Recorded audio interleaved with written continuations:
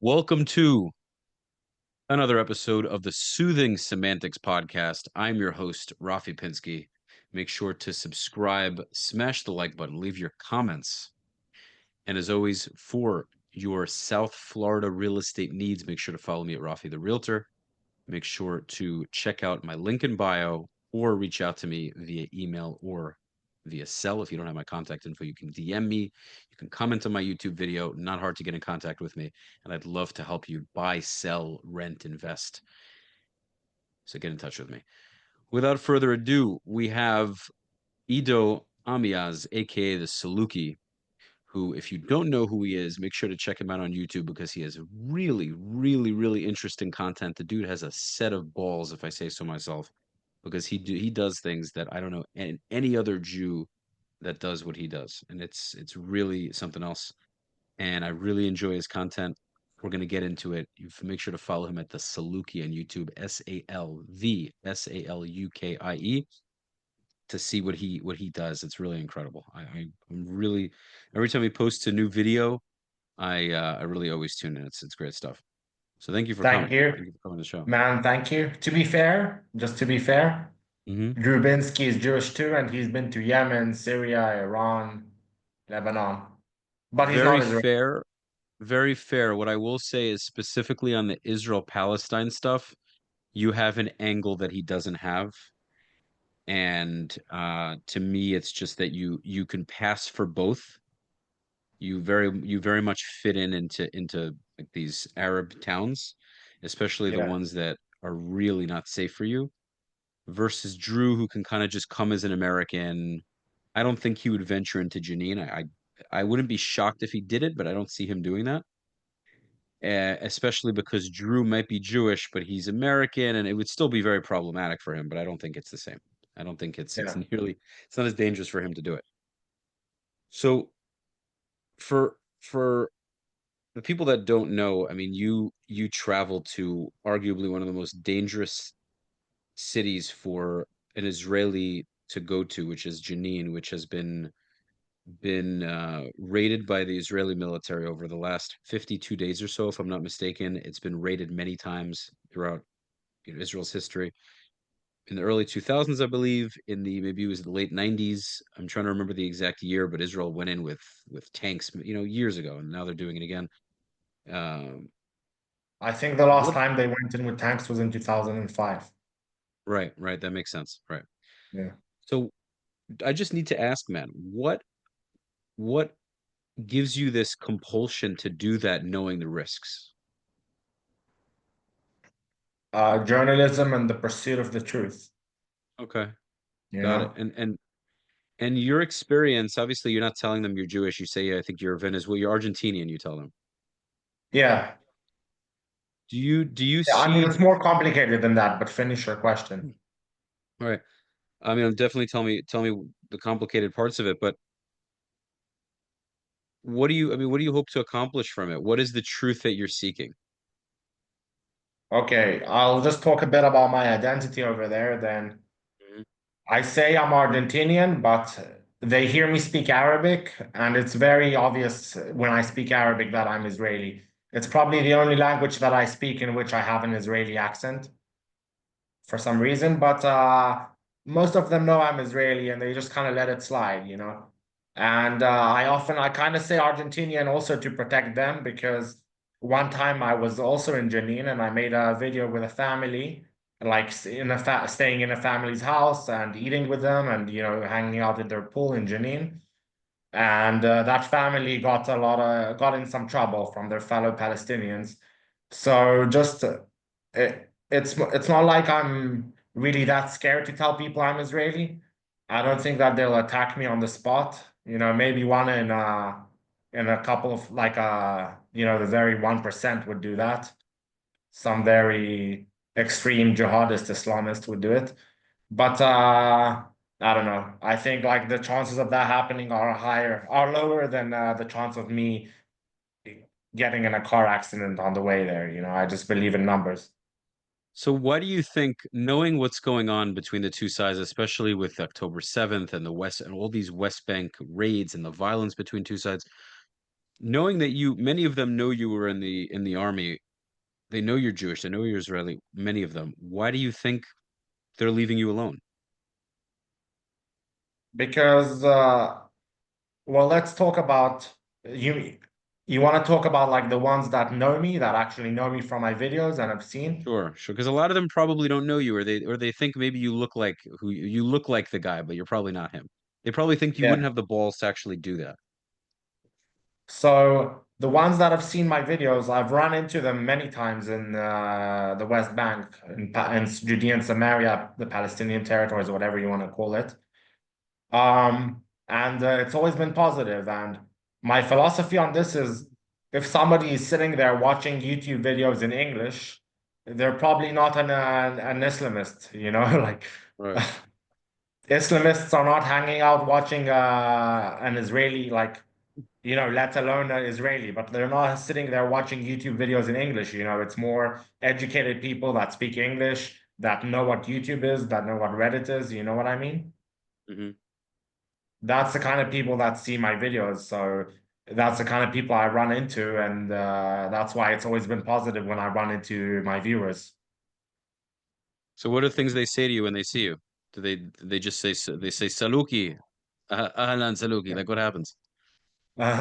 Actually, did you see the last video from Ramallah or just the one from Jenin? Because in the I one from saw both. Ramallah, I watched both. so you saw I ran into a subscriber over there. His face was blurred. But I remember that being the non-Arab woman. That was the woman in that restaurant. Is that who you're talking about? No, that was in the Jenin video. In the Ramallah video, and when I was leaving the museum there, then I met a subscriber, and I just like I didn't know he was a subscriber. I just said, "Hey, can I do a quick interview?" And he said, "I'd rather not because I know you, and you're doing a great job. It just, you know, you're Israeli, and I could get into trouble, you know. But can I have a picture to send to my friend?" Right. And other interactions I've had like that, I don't know, once I was in the protests in Ramallah, I was live streaming, and this couple that were like wearing their kafia came up to me and said that they watch my videos, and they just asked like what I'm up to, where I'm going next, what I'm gonna film. Another time, a really beautiful Palestinian girl, like she had green eyes, fair skin, just looked at me straight in the eyes and she was like, "I know who you are." That was pretty funny. She said, "I know who you are," but you know, and then we chatted for a bit. I would have tried some Riz, but she was in front of her mom, and I think her mom was wearing a hijab. Hmm. But She probably yeah, likes you, man. She probably likes you. It seems pretty obvious, yeah. yeah, yeah. Okay. So it seems like you're still alive, thank God. You're doing pretty crazy shit and you're okay. And obviously the Israeli police that know about you and it seems like that, and that I think was it the Jenin video that showed up at your house or was the Ramallah one? I forget. Janine. But it was because somebody saw my story and gave them a call, you know? Right. Otherwise they wouldn't have known, yeah. Yeah. But I will tell you one story, which is pretty freaky and which made me realize that I have to be on some sort of list, is at the beginning of the war, then I had a flight to Jordan via Cyprus. And I was on my way to the airport, and in the street where I lived at the time, Masada Street, then in Haifa, then two random Arabs came up to me and said, like, "We're fans of you. We know who you are. Don't go to Jordan. Whatever you do, don't go to Jordan." And I didn't tell anyone I have a flight to Jordan. I didn't post this anywhere. Like this information was not public at all. They said, "Whatever you do, don't go to Jordan." And then I tried to ask them like, "Wow, who are you guys? This, that." And they were like, he's going to Egypt. I'm going to, I don't know." And then they disappeared, you know, like he said, "Sorry, I'm going to Egypt. I gotta go." Like something weird like that. Do you think they were masquerading as Arabs and maybe they were like Shin Bet or something, or you're positive they were Arabs? They seemed, I don't know, they seemed Arab, yeah. Right, but I'm saying if they know you, if you didn't tell anybody you went to Jordan, it's hard to imagine how Arabs would have found out. But it's very understandable how Israel, like the Israeli. Shabak Okay. or anyone else could find Yeah, out. but aren't there like Shabak that are Druze and Arab? It could have been a Druze guy, or it could be a Mistarev. Yeah. That What are it's there no very like possible. full-on Arabs, just Druze and Jews in these? I'm saying it could easily be a Jew that just put on a show that he's Arab to confuse you, so you Yeah. wouldn't think he was Israeli. That he wouldn't think. So you wouldn't put two and two together. To Yeah, yeah, give you that to tell you what he felt what he needed to tell you, so you got the memo, but he wouldn't give yeah, you anything more than that, so you couldn't trace any steps. It's very yeah, possible. I yeah, mean, they do much more covert. They do much more complicated shit than that. So it wouldn't put it past. It wouldn't be surprising if that was the case. yeah, I don't think most of these Palestinians don't have the ability to hack into your phone and listen to what you're saying or hack into your text messages. yeah, man. Most of them don't. So on a balance of probabilities, it probably was somebody from, you know. Okay, so you still went or you didn't go? I went to Cyprus and headed back. So you heeded the warning, you took it seriously? Yeah, man, I was like, shit, if these people came all the way, found me like a few hours before my flight, like there has to be a good reason. Right. Yeah, I listened to my instinct on that one, yeah. Yeah, I'm glad you did, but you're still a crazy fuck and you still go to Jenin.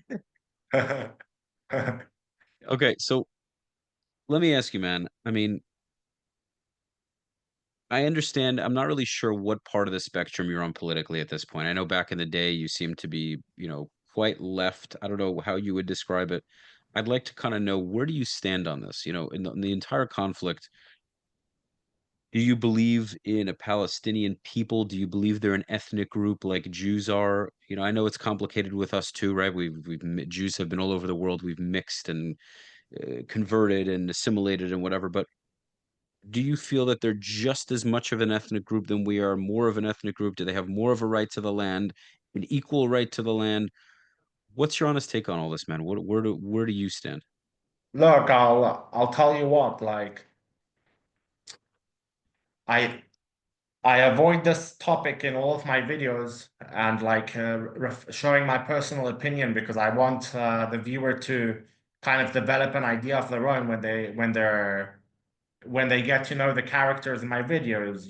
They get to see me in a video in Tel Aviv, just normal people talking to them about their rent. If you've seen that video, like I made a video called Tel Aviv, the most expensive city in the world. And Right, then in the West Bank settlements, and then they see the Palestinians and they see each and every person's plight.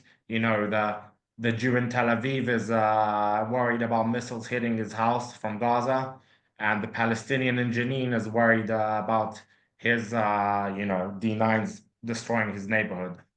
And I just want the viewer to kind of make up their mind. And I think it's kind of like it's kind of what I know I'm not a journalist, but I strive to do journalistic work, and it's kind of what I have to do as a so-called journalist. But obviously I have my opinions, like if I'm pillow talking to a girl, then I'll tell her. If we're close mates and we're in Miami, like if I was with you and Tal in Miami, then I would I've talked to Tal about it, like on the beach in Yafo. You know what I hmm mean? About what I actually think. So like, yeah, I'm a human being. I have my opinions, but I believe that for this content, for my videos to be more impactful, then they have to be neutral, so I don't make it public. got it, got it. Okay, Yeah. interesting. So you just prefer not to go into it too much, especially I guess on film, on camera. Yeah, I prefer not to go into it because I want the viewer to kind of like go in with an open mind, hmm you know, and yeah, just kind of present the facts. Like if something is a fact, like I don't know, you can say uh, if I'm filming in in Jaffa, in Yafo, Tel Aviv, then yes, it was a Palestinian town and it was ethnically cleansed. Like that's written on Wikipedia. It's a fact. hmm Um, but I'm not trying to imply out of that the Arab-Israeli war is a catastrophe, is a Nakba, like the Palestinians call it. And I'm not trying to imply that it was a war of independence. I'm just stating like the historical facts, and you make of it what you will. If you're a Zionist and you think that the Jews deserve a homeland and it has to be in Israel, then you'll see it in a certain perspective. You know, if you're from the Arab world, you probably see it as somebody stealing another person's home. The fact Right. that the Palestinians had to leave Jaffa, you know, and it became part of Tel Aviv. I hear the nuance. I hear the nuance. I get it. Uh, no, of course, I have my own feelings for with it, but what I mean is I understand the two sides. Like I get why they think the way they think. Yeah. Are you comfortable talking about what you think should be maybe the solution? Is that something you would talk about, or that's not something you feel you'd rather get into either?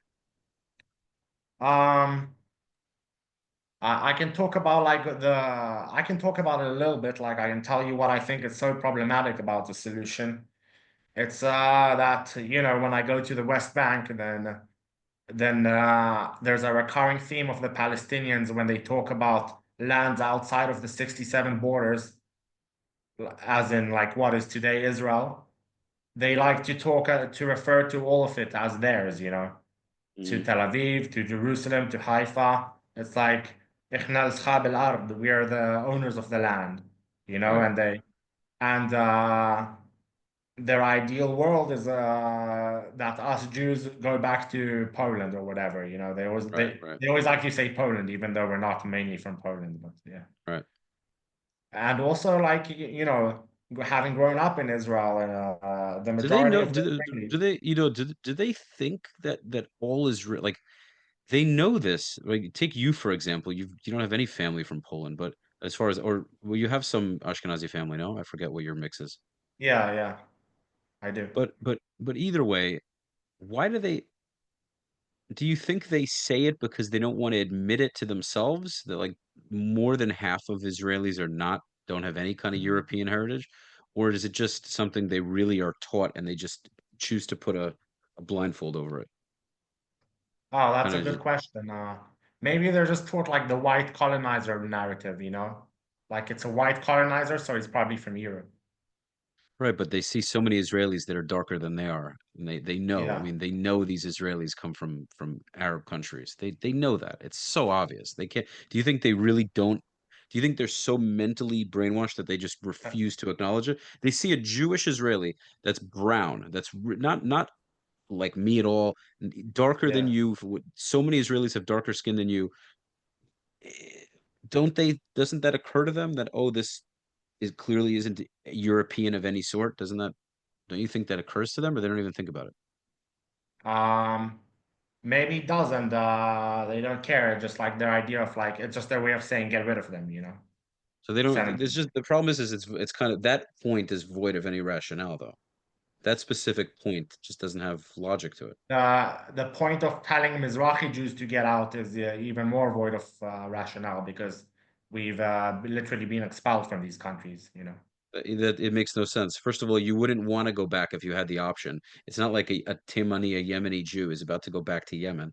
And Yeah. second of all, the Yemenis didn't ever consider that. Meaning, there were definitely times where they honored them as fellow Yemenis, but Arabs would often call the Jews, Bani Musa. They would just call them the sons of Moses. You know what I mean?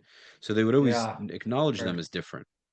But this is where the disconnect is for European Jews, for Ashkenazi Jews and Mizrahi Jews is you're telling us to go back where Yeah, we but I came just from. wanted to segue into something Yeah. before everybody thinks like again that you know like in my to remain neutral is I was saying I that the don't mind way being the bad uh, cop, by the way. I could take on all that responsibility of being the non-neutral one.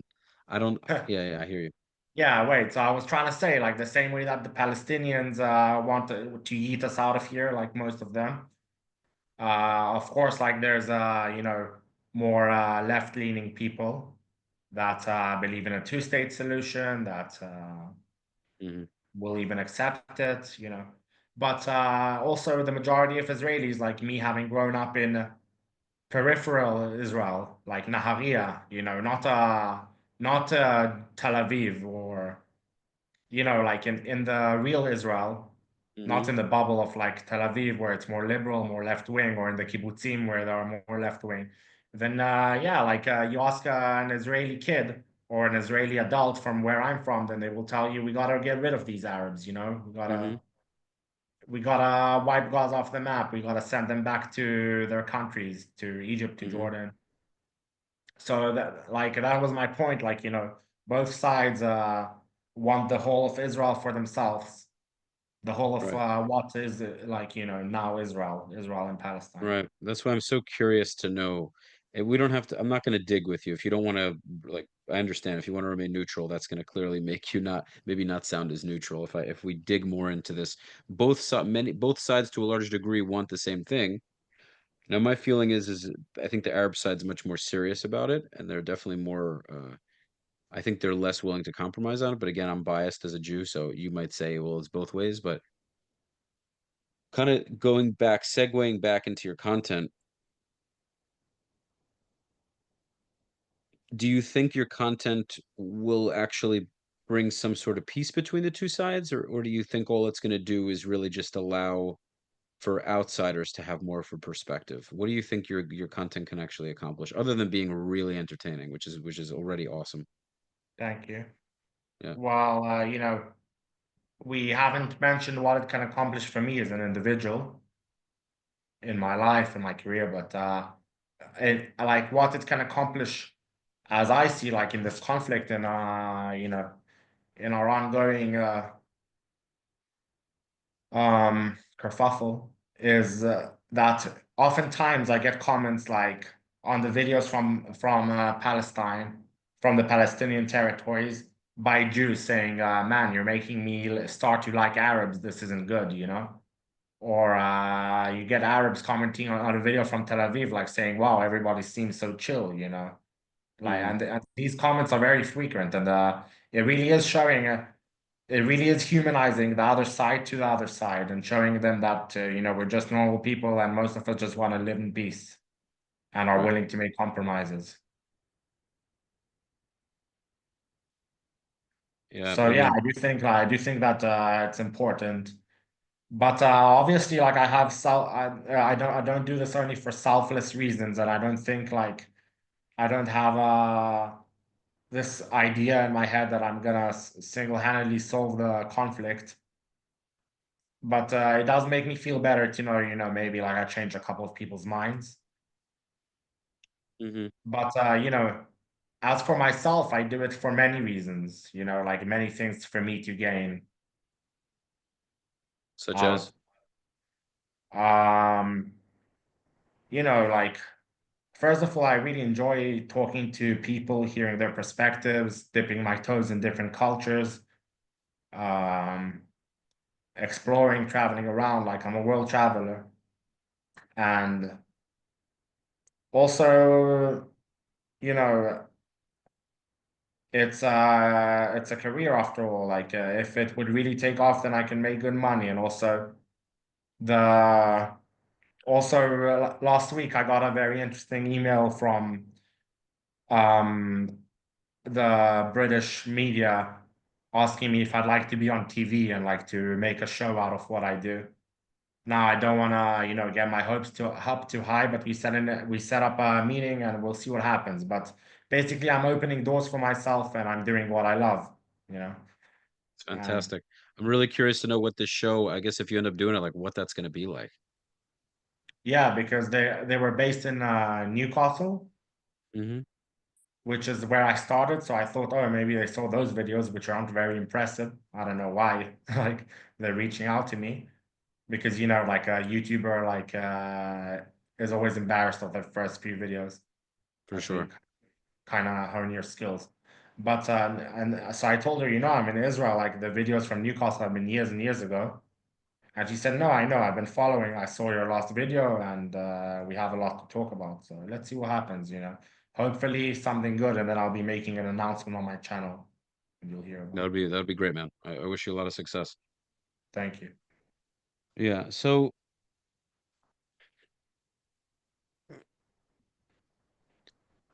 what do you think is what's the plan next? What topic are you covering? Which city are you going to be visiting? Um, so I definitely want to make. Now it's Ramadan. I want to make a video where I join a family for iftar. Hmm. Where they break the fast.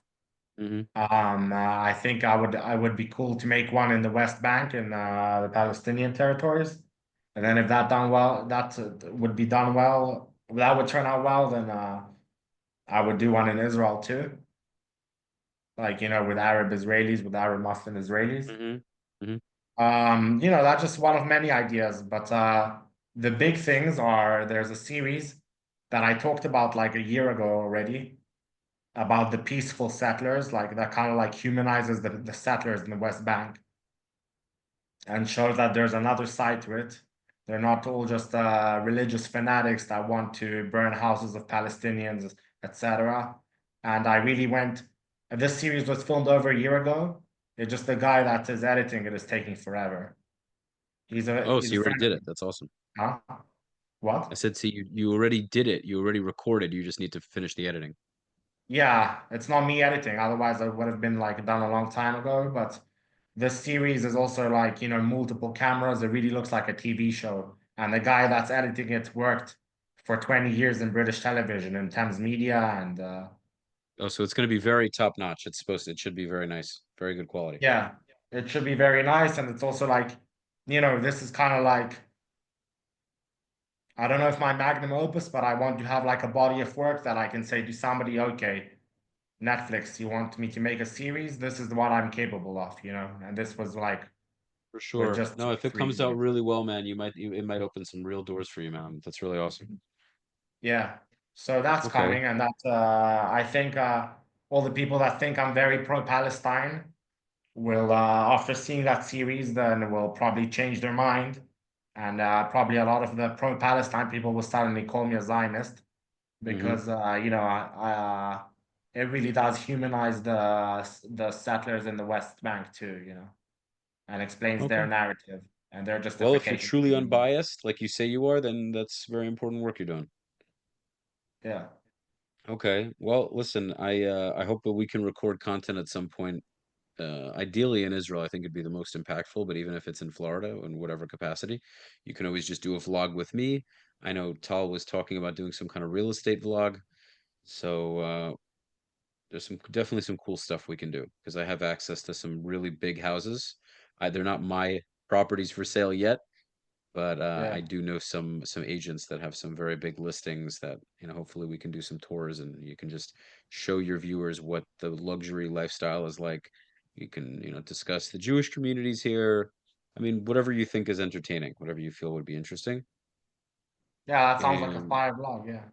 Any question that's been itching for you to ask, but you don't know if it's a bit much? not necessarily. I mean, well, I could ask you what your favorite part of the territories are, like the Arab village or town. What's your favorite place to go? Do you like Ramallah the most? Which one and why? Okay, so does this include all of Israel or just the West Bank? The whole thing. Oh, well, you know, Israel, man, like, I would have to say, like, from the Arab territories, the absolutely most pleasant places to go are the ones with the Druze. Right, The Druze people are, you know, they have no beef at all if you're Jewish or not.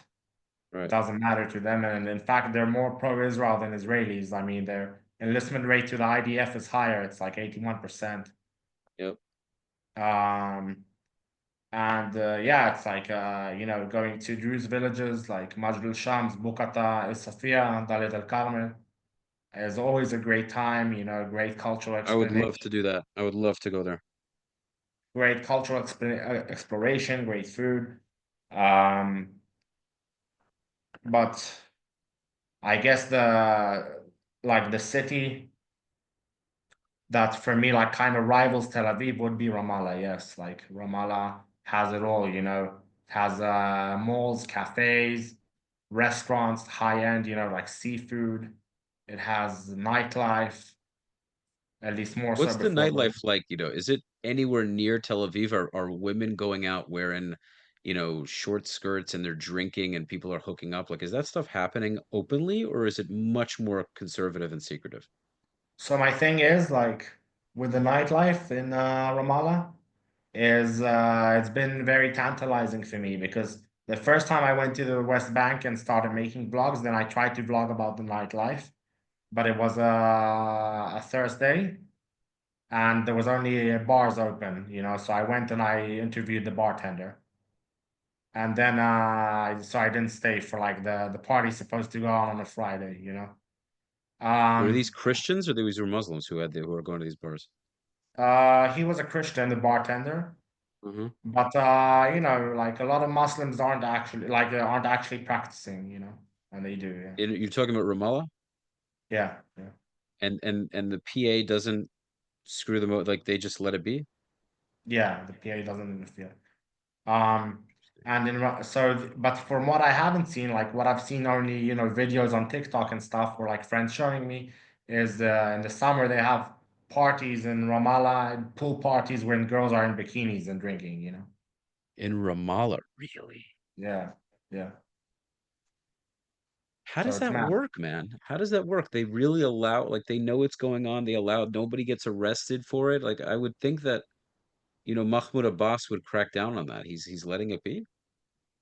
The only thing they cracked down about was this one techno DJ that went and played a set in like a mosque.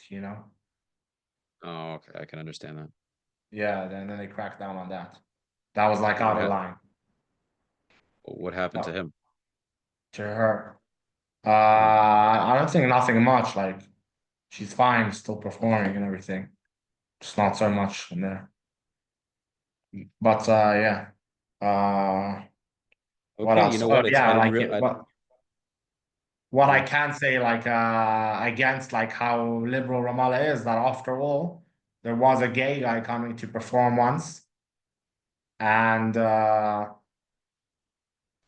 his performance then they all the cars that pulled up to the concert where they were throwing rocks at and destroyed, like all the cars there because he's gay and he didn't even show up after all, so yeah.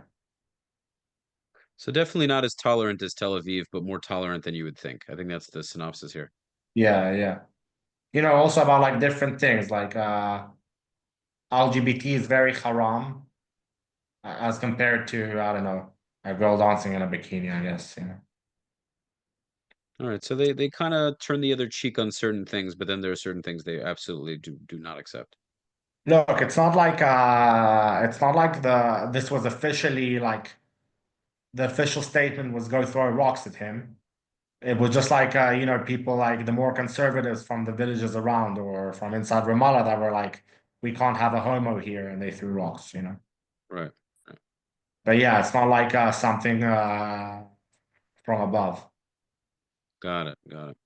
Yeah, Okay. Ramallah sounds interesting. I would want to go visit there. I just don't know. I would definitely want to visit. I just yeah. want do you believe that most Jews could technically travel in Ramallah and be safe? Or they're really taking a risk, even in a place that seems more open-minded? In Because Ramallah, most would like, never do it. huh? Most Israelis would never go there. Never do it, yeah. Most 99%. Look, in Ramallah, like if they don't know who you are, then what the hell are they gonna do? Absolutely nothing. Like, and then there's me, who many of them know who I am, and they still do nothing. Like, I even kind of lived in a village near Ramallah for a couple of weeks. And I would go to Ramallah every day and I would talk to people in Hebrew, even like those that speak Hebrew that learned in jail or stuff. This is Ramallah, like it's fine. But It's really not a you really weren't worried to speak Hebrew in Ramallah, and just that's crazy. You weren't worried about that? like the guy that I was speaking with was like, "Shh," you know, but it was funny. Like But it's so funny. Did you blur his face because you're I wasn't filming, I was just hanging out. Like I was hanging out there many times oh, without filming, just going to oh, you cafes and weren't editing. filming. Okay. Yeah, I was just hanging out and editing in cafes and stuff.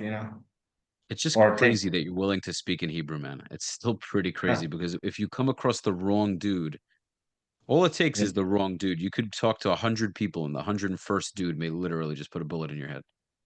That's the crazy thing. Yeah. Yeah, but also like there's a maybe in Jenin a guy could put a bullet in your head, but in Ramallah they don't have like guns laying around, you know? No? Okay. I would think they probably No, have more than you think they do, but no, not really, no. no. Ramallah is a lot safer than you would think, you know?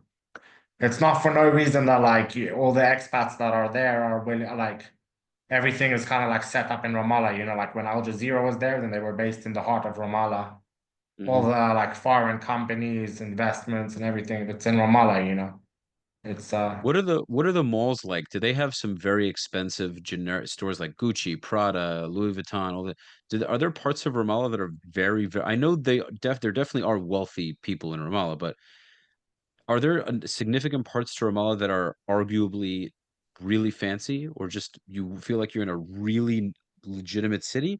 Or is there just a small pocket in the city center that has some nice buildings and some nice looking restaurants, but most of it looks pretty shitty? What's kind of the overall aesthetic?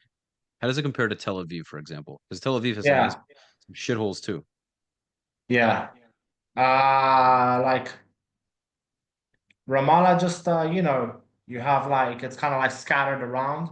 It's not like all lumped together in one place, but let's say like you go there, there's a five-star hotel with a jacuzzi and everything. You go there, there's an epic mall. You go there, that's like where a bunch of good restaurants are. But Manara Square, if you've seen it, the one with the lions, Hmm. that's the heart of Ramallah. That's like where, you know, if a protest is happening, it's happening there. That's where everything is happening, and it's a nice place to be and drink coffee or You whatever, you said know. Manara Square. I thought it was called Tahrir or Tahrir Square. Tahrir, that's in Egypt. Oh, okay. Yeah. Okay, got it. So, okay, so how would you compare it to Tel Aviv? Is Tel Aviv much nicer? I mean, I would assume. I mean, parts of Tel Aviv are really nice. So where, okay, I guess if Tel Aviv is a five in niceness, because there's plenty of cities that are much nicer, where does Ramallah fall? In niceness of like the infrastructure or Oh yeah, infrastructure overall. How legitimate of a city does it look like to you in comparison to major cities in the world? hmm.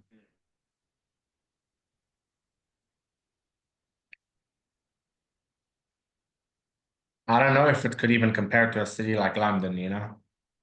It's not like it doesn't have the size and No, it's small. It's small, but I mean, yeah. so how does it compare to Tel Aviv? Is it similar and does it have any, can it even compete or not even close?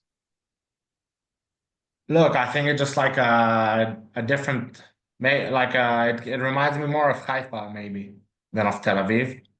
Uh-huh. Just kind of the way it's built topographically, like it's more mountainous, you know, Right. and but it's definitely better than Haifa. Like for Really? me, yeah, like maybe because I've had enough of Haifa. I lived here so many years. I'm in Haifa right now, but yeah, like you know, if money wasn't an issue, then I would pick Tel Aviv. But if money was an issue, like, you know, I would be making money, but like not crazy money, then I would choose Ramallah, yeah. Yeah. Mm, But also for the novelty of it and the experience and, you know, being submerged in an Arabic speaking world where I can improve my Arabic. hmm. You know, just being outside of my comfort zone is something that I value as a traveler. Yeah. So It's amazing that you're thinking of living, like you're thinking of just chilling there and kind of I have parking done up this, to man. I did this for like a few weeks, you know, just chilled amazing. there, It's so amazing. It's so chilled, amazing. went. It's so against my nature to do something like that. It wouldn't be against my nature to go to a different country and be there for a few weeks or whatever, but to go to Ramallah and actually rest my head there for weeks on end, could not imagine, man. That's what makes what you're doing. That's what makes you unique, man. It really does. So, Yeah, man, I somehow feel comfortable in uncomfortable situations.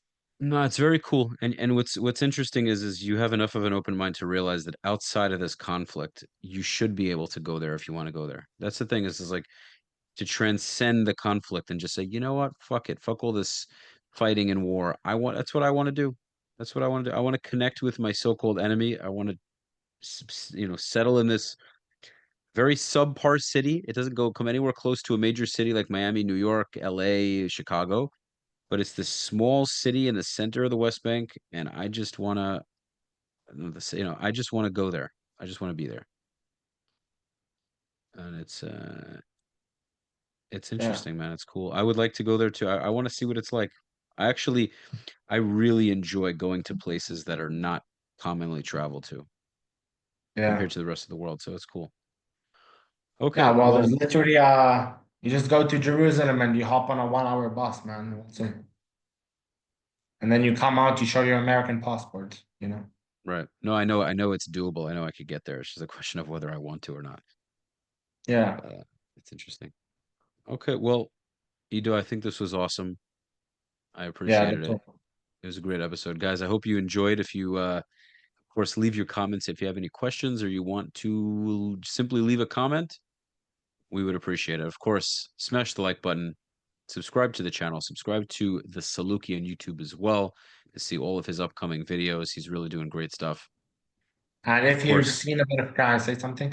If yeah, you've seen a bit of my videos and you find my work to be important and want to support me, then I you know, to make these trips possible, then Patreon really helps. It's a platform where you get extra content from me and early releases of my videos, and yeah, just kind of like to help me get to places like Jenin, to get to places like Tel Aviv even, and have the money to run around and try different food and create content because yeah, hmm, it costs money.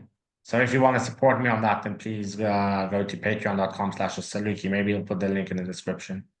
sure, you can send it to me. I'll put it in.